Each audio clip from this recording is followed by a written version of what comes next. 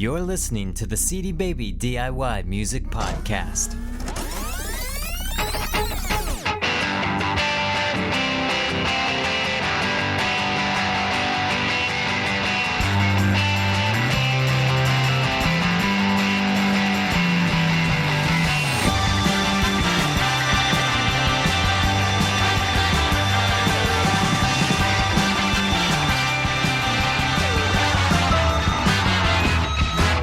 Hey there, and welcome to episode 23 of the CD Baby DIY Musicians Podcast.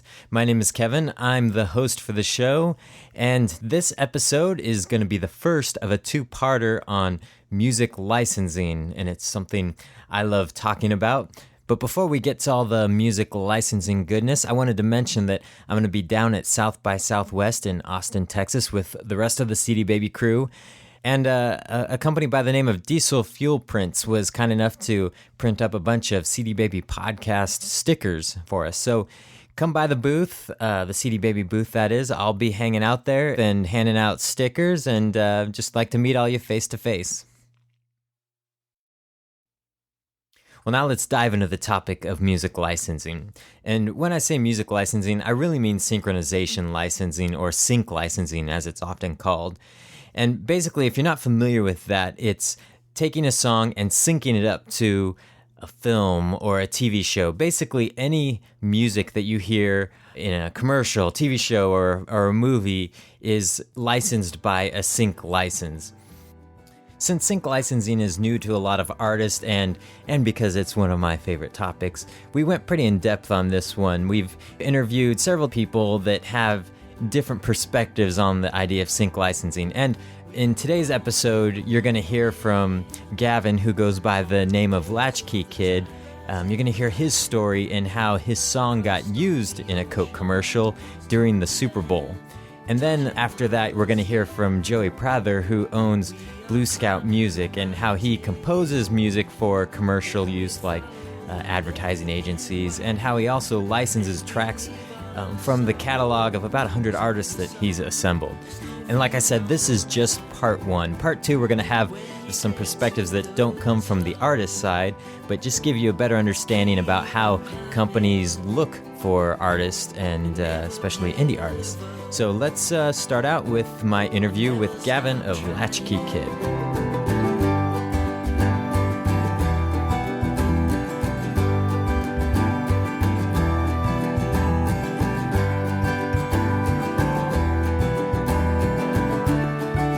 All right, well, joining me on the phone is Gavin from Latchkey Kid. Gavin, how you doing?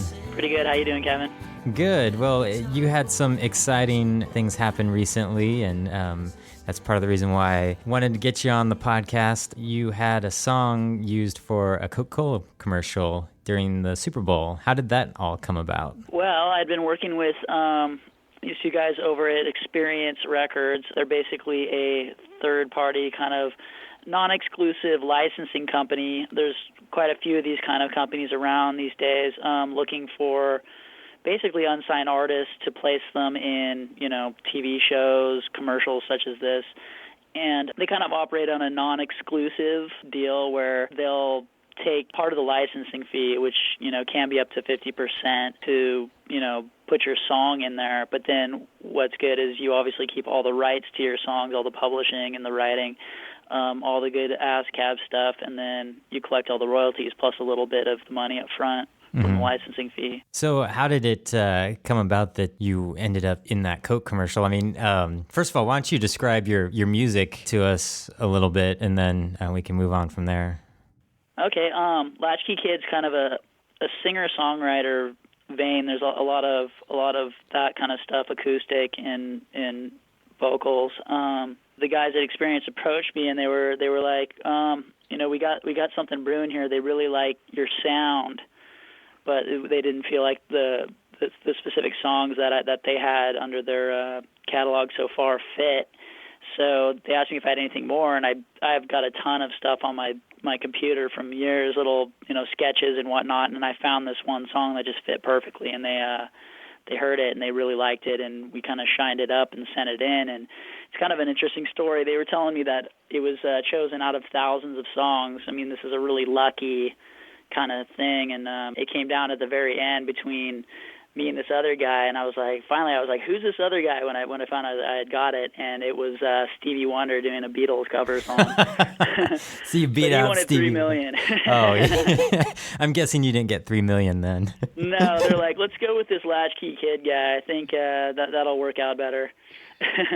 It was a really cool commercial. I think it was one of the better ones that aired during the Super Bowl, and it really did highlight the music. So that was one of my questions, if you had actually written it for the spot, because it seemed like it really fit the Coca-Cola vibe.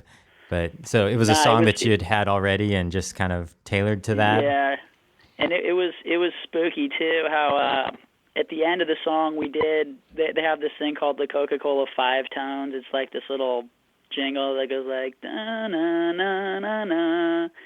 And it was eerie even how well that fit into the song. Like when we did it in the studio, I was just like, oh my God, I got to keep that in the song now. It like literally was like the best hook. I was like, why didn't I think of that? But then, obviously I wasn't going to keep it in the song. Yeah. So it's not in the original version. Yeah. So it seemed like with the press release I got, I think I got the press release from your publicist like the day before the Super Bowl or just a couple days before. Was it something that you really didn't know that your song was selected until the last minute?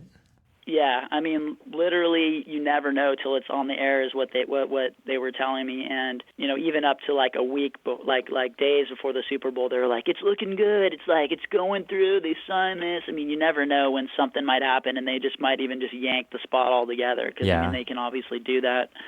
But luckily, it all went through, and yeah, it was pretty cool. I was actually in Hawaii on a surf trip during the.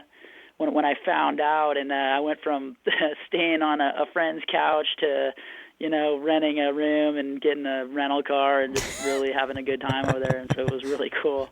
So are you at liberty to say how much a placement like that, how much money they... Let's just say it's more than I've ever made in my life, so it's pretty cool. And plus, from what I understand, I'm not totally sure of the amount, but the royalties coming in are going to be pretty significant. A friend of mine did a similar spot for, or not similar. He did something for Pepsi Latin America or something, and he told me that he was pretty blown away by how much money he got from it from the royalties, which is why you got to hold on to your publishing no matter what.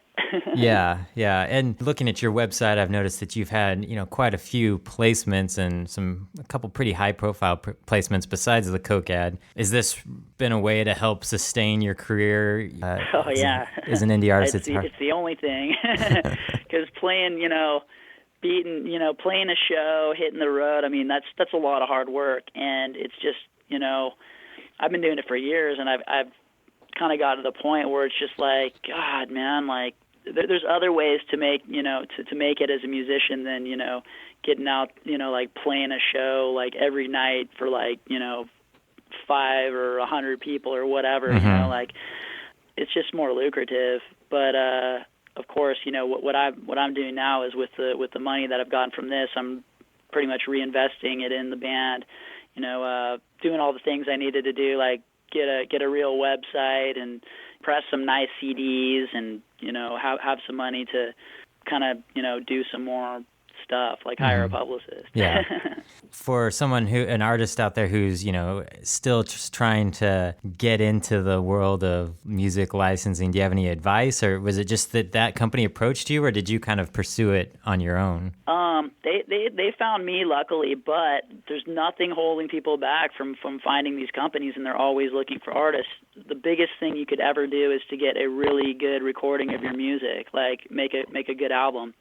That does wonders for you. I mean, you can go out and play shows and try to win people over by word of mouth and them seeing your live show, or you can just nail it on a CD and send it everywhere, and people will eventually get their hands on it and stuff.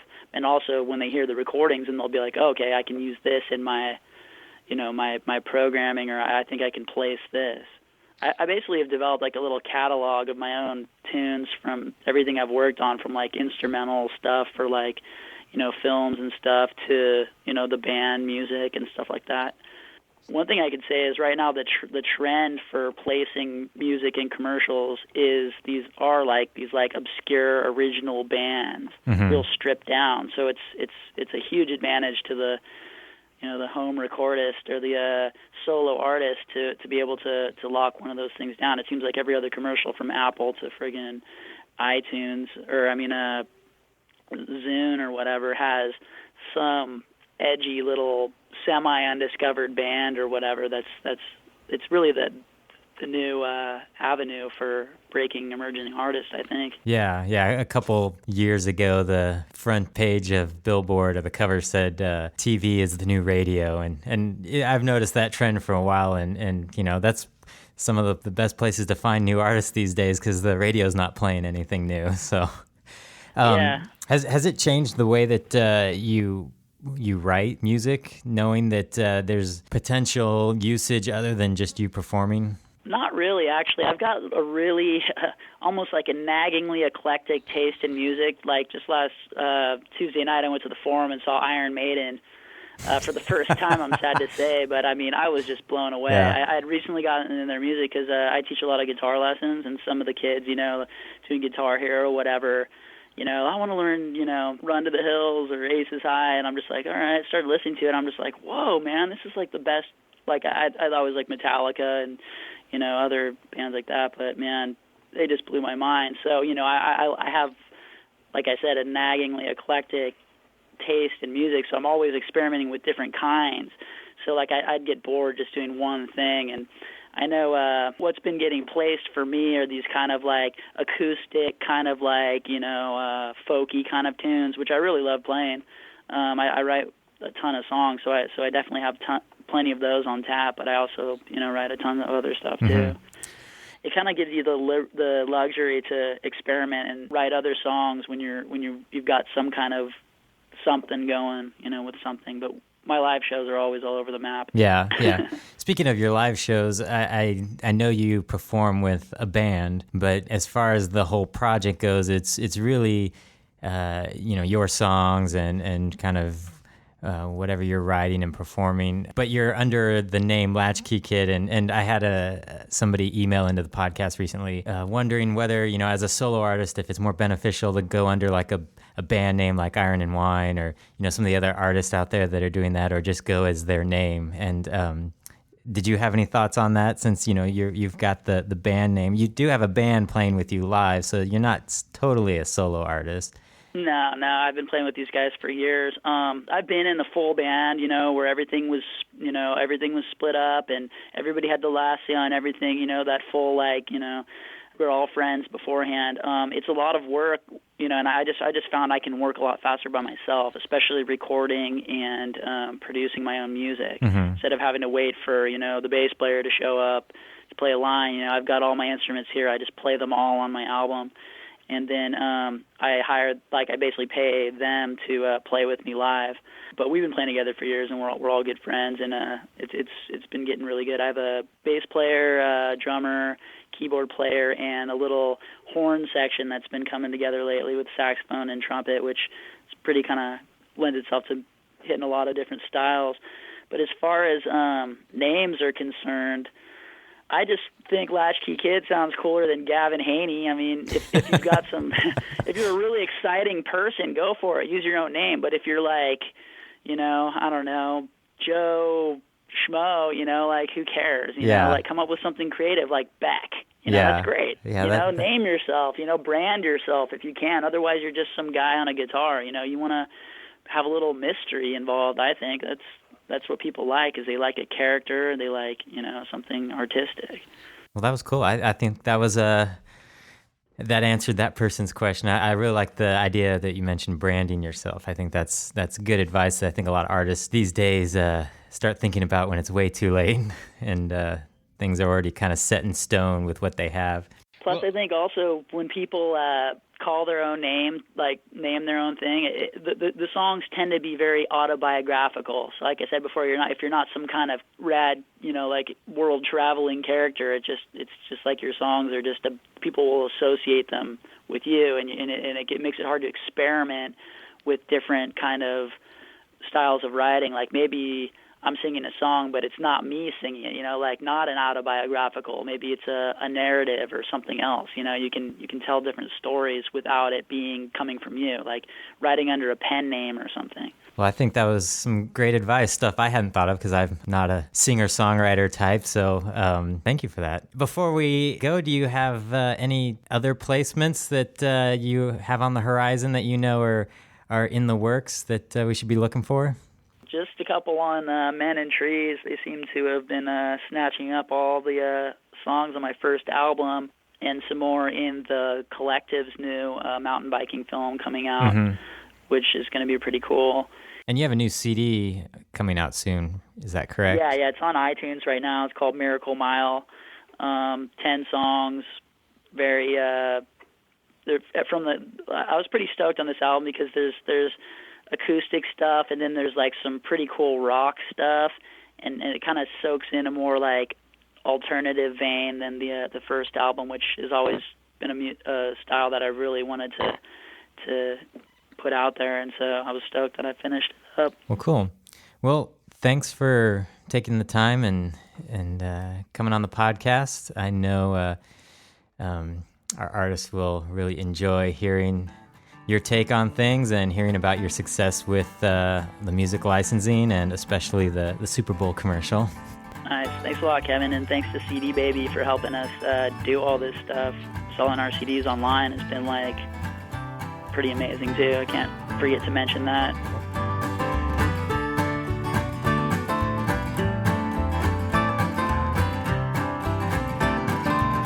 Well, it was great to hear Gavin's story and pretty exciting to see a CD Baby artist get such a prominent placement. I mean, a Coke commercial during the Super Bowl, I mean, that's really exciting.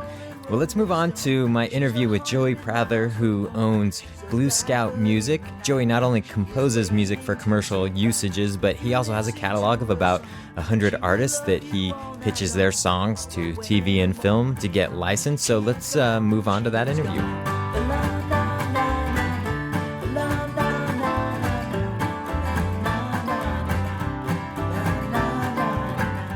Joey, thanks for being on the podcast. Thanks for having me. Why don't we start with how you got into music licensing in the first place? All right. Well, I was a working musician, just moved to Portland and was looking for opportunities for my own music, and had the genius idea that, well, people that are looking for music are looking for kind of a wide variety. So it would, help me and help other musicians if I pulled together a lot of music that I like personally and, try to get opportunities, for licensing for the different music that we represent.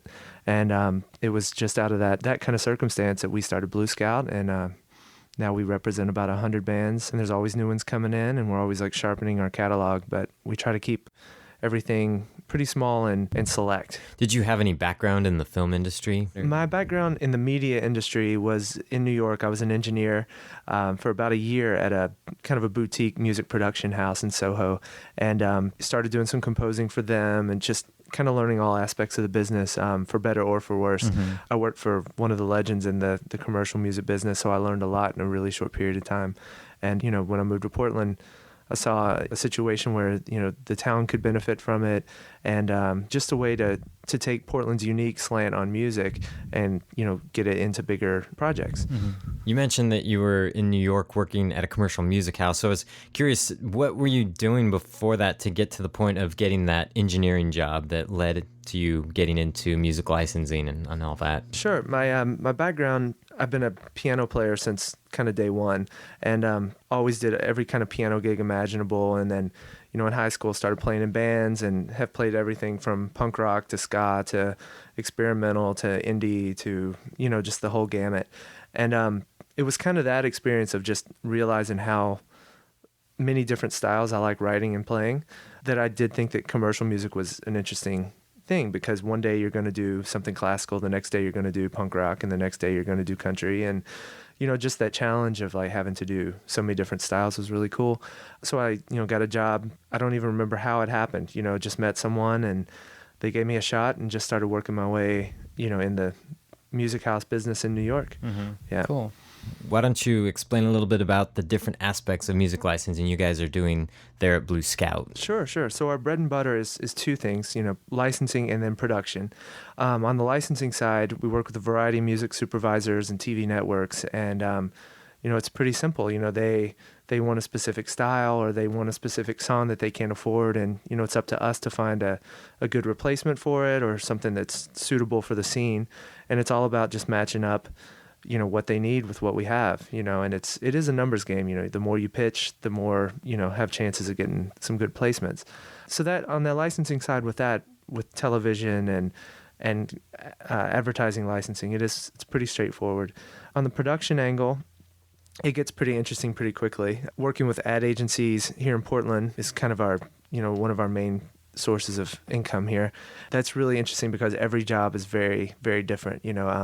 Personalities come into play a lot, and you have to be really sensitive to what the client wants and kind of the whole vibe of the project. Do they buy edgy music or do they buy pretty conservative music? Do they want something that sounds very much like an existing song, or do they want something that's, they don't know what they want sometimes. So when an ad agency contacts you, what's the dialogue normally like? Do they just say, hey, we're looking for this, what can you do? Or how do they present that job to you? It's all over the map. Sometimes we need 30 seconds of this band, basically, as close as you can come legally to doing something like this, which, you have to do those kind of jobs. But in my view, you can never really transcend what they bring to you, so if they want 30 seconds of X, Y, or Z, it's hard to really to bring that, just like that, because you can't do it as well as the original. Yeah. I mean, because the inspiration comes, originally, and it's hard to recreate that.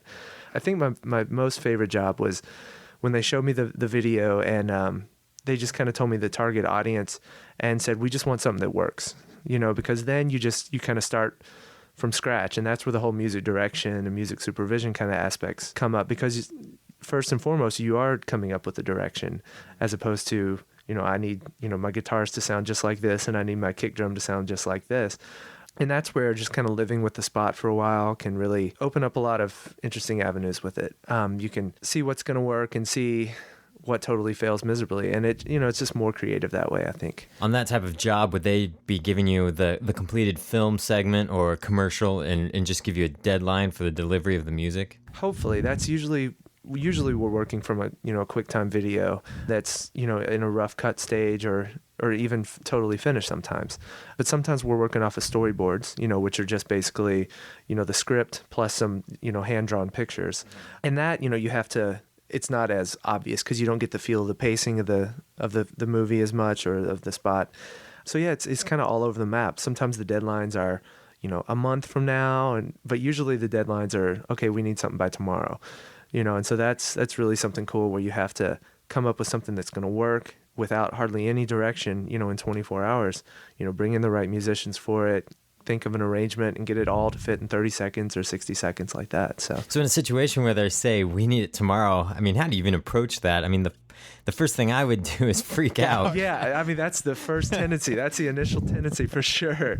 And after you talk yourself down for a little bit, a next step is often sometimes just watching television for a while, watching other commercials, just kind of refamiliarizing yourself with, in this giant, vast world of music, kind of focusing down on, all right, what does music for commercials sound like, because it really is kind of a world into its own sometimes. And then what I like to do is go through iTunes or whatever, or CD Baby, and listen to a bunch of different styles and songs and see, like, oh wow, this kind of mood here really would help this aspect of the spot or the project. Then from there it's just kind of brainstorming musically, and so yeah, that there definitely can be that feeling of the blank canvas that you have to fill in. When you're on a deadline like that, production-wise, what are you using to crank out the music that quickly? And are they expecting a finished product, or are they just looking for the rough general direction? Yeah, usually it is a master-ready product that they're looking for. And so yeah, it's nice for me to bring in another musician, at least one, just to have someone to kind of bounce ideas off of and just to kind of maintain perspective. That is the main challenge of the job for me, is not getting so lost in the trees and you forget the forest, kind of that idea. Because it really is, you start looking for the perfect kick sound or the perfect snare sound, And then, by the end of it, you've lost so much perspective that it doesn't really fit anymore, and then so it's always helpful to have a lot of reference tracks around, just different types of music that are similar to what you're going for, to just kind of say, all right, am I still in the realm, still in the right area here? Because it gets disorienting pretty quick when you're trying to crank out something from scratch in such a quick period of time. Maintaining objectivity is really, really the trick, I think. What program and recording system are you using? Yeah, I use Logic. I'm on Logic 7 right now, getting ready to go up to Logic 8, which is a huge overhaul and, really streamlined. But I've been with Logic since version 4, and, it's like anything else. It has a ton of idiosyncrasies, but, you work with it for enough years and you really just start to have a kind of a good feel for it. So. And are you doing all the production inside the computer, or do you record live instruments like guitar or drums, or is it based on the type of production that you're doing? It's based on the kind of project. Usually just for another big aspect is the ability to do revisions. Given one of the last jobs I did, there were 9 or 10 people that were giving me feedback about the tracks I would send them. Oh man, that's gotta be crazy. Oh man, it's that is the real challenge of this job. Like you have the creative juices flowing and you come up with a great track, but everyone has their own opinion. And so you get it through to the producer and they have their opinion, the creative director, the client comes in, and it can be a real challenge. The last job I did, we had the extra challenge of having to work with a musicologist to make sure that what we were composing wasn't coming too close to an existing composition. So we got to a place where everyone liked the direction and the 9 or 10 people were happy with it, but then the musicologist said not so fast, that it was a little too close to a certain song, that was in a similar genre to that. And so they actually transcribed some of the notes, and we had to change some of the actual melody line so that it wouldn't, be too close to an existing composition. So there's a lot of tricky challenges to this kind of work. So working in a program like Logic where you can go back and make quick revisions helps out, as opposed to going to a studio and recording something to tape and then having to go back and redo it. There you go. As much as I would love to be working on, 2-inch 24 track with all that, even Flying Fader's automation doesn't have the recall abilities, quickly and easily that, just a basic Logic system or a Pro Tools system has. Yeah. And that is huge these days. How does the money work where they hire you to compose something? Is there an average price people normally get for this kind of thing, or, for like a commercial, or is it just totally a case-by-case basis? It's really case-by-case, depending on the market, how big of a campaign it is. Budgets for commercial music can be in the 6 figures, but the jobs that we do with a lot of our Portland ad agencies and our clients, we see a lot in the $5,000 to $10,000 range to do a spot. And so that's kind of where we are mostly. Are those generally regional spots, or are they national as well? Let's see, they're regional, and so we've started moving into a few national ones with some of the agencies here in town. And then also new media uses, internet advertising, or movies for cell phones we've done, little features for a website, that kind of thing as well. And, some of those go for a lot less for licensing or for production fees. But yeah, in general, about $5,000 to $10,000 for a solid job. Well, let's jump over to the side of your business where you are taking music from your catalog and getting it placed in TV shows and film.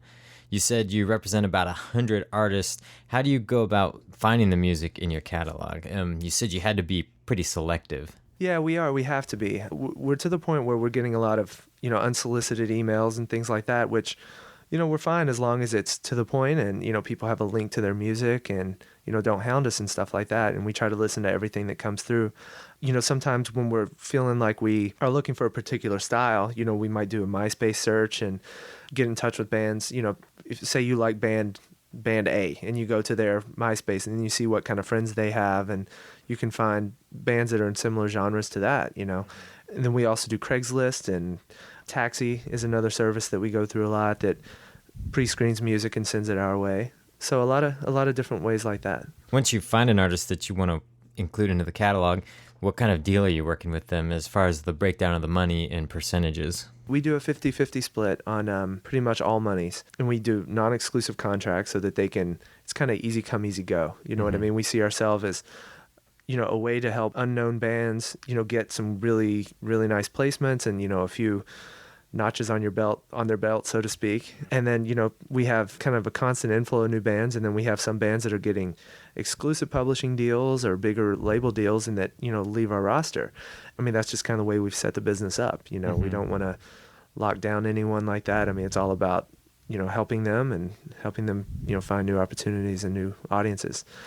Is there ever a time when someone contacts you and you have to choose between writing a new song or using an existing track from your catalog? You know they're saying we need this, and you could write it and record it, but budget-wise, for the amount of money they're offering, it's just not worth your time, so you really have to just kind of find something that is close that might work. Right. A lot of the time a money issue, and then a lot of the time it's a time issue. A lot of the placements we get on TV, they need tracks within an hour.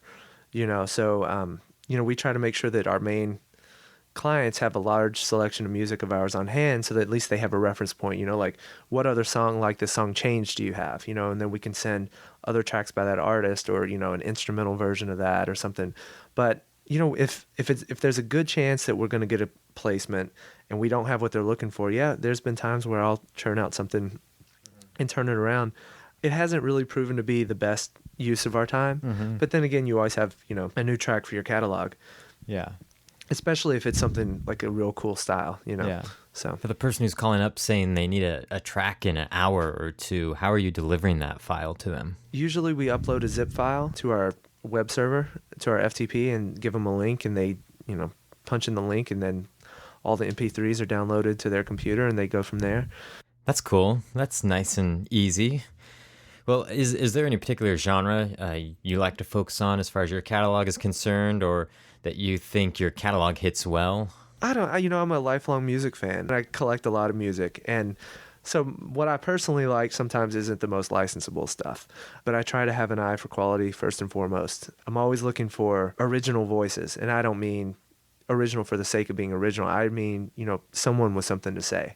And I think when someone has something honest to say and it's not forced, the whole songwriting process, the whole recording process, mix, everything seems to be more right on when it has that one thing guiding it. So genre-wise, I listen to a lot of indie rock. I listen to a lot of classic rock, some experimental kind of stuff. Just interesting sounds, that you don't hear constantly, and you feel like it's, whatever catches your attention is what it boils down to. Dealing with music supervisors that are working on TV and film, does there seem to be a general thing they're looking for, or is it just completely random? The way I've heard it said best is they're always looking for music that helps sell their story. And I think that's, a really succinct way of putting it. Every script, every program, every advertisement, every film, they always have something that they're trying to get, the viewer, the audience, like sucked into as much as possible. And, that can be a John Mayer-esque type track on one thing, or it can be, completely noise on another thing, or it can be just, a few violin, pizzicato notes here or there.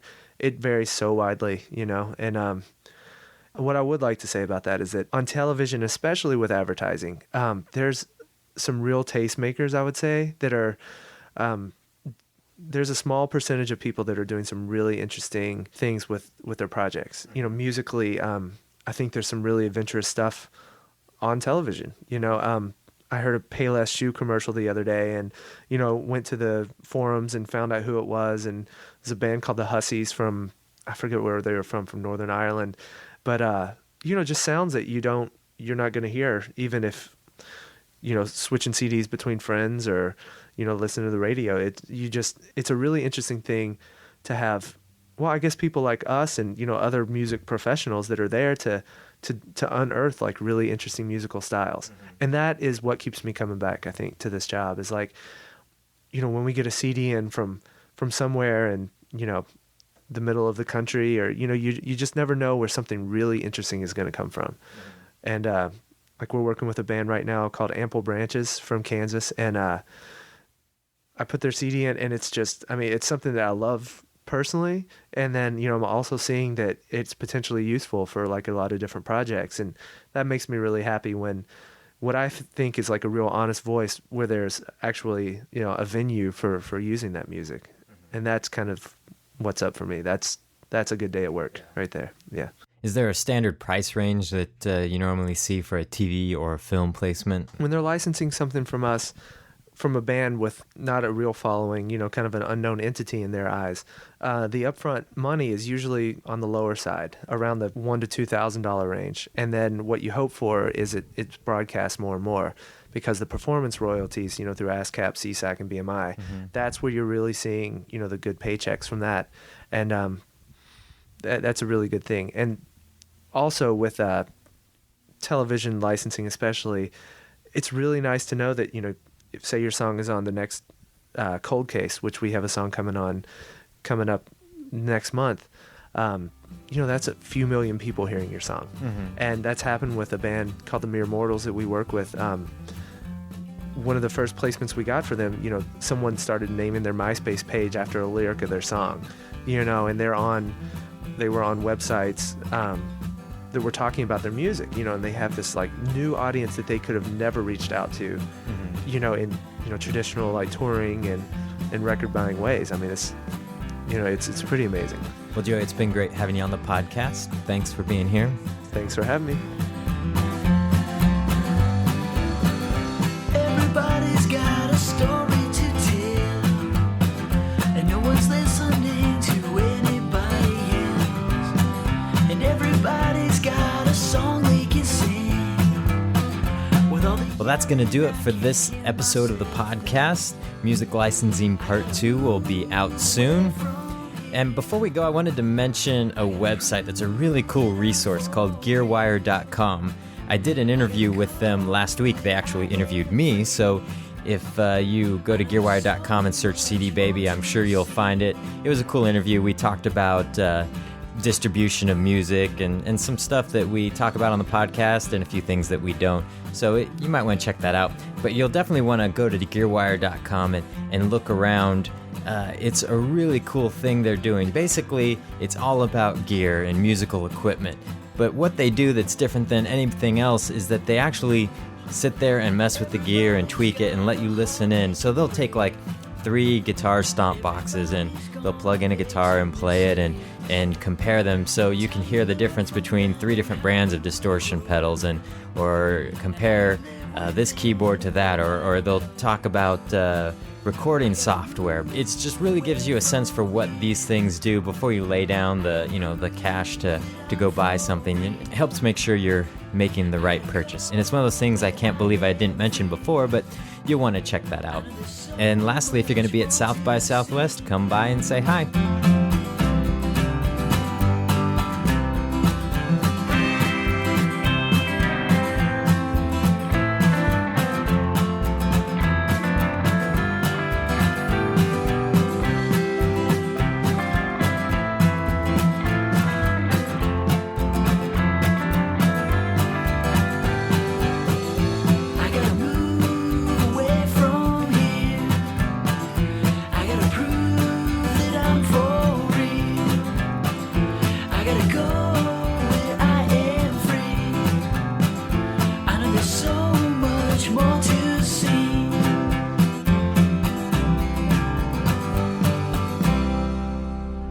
You've been listening to the CD Baby DIY Music Podcast, broadcasting from Portland, Oregon, USA.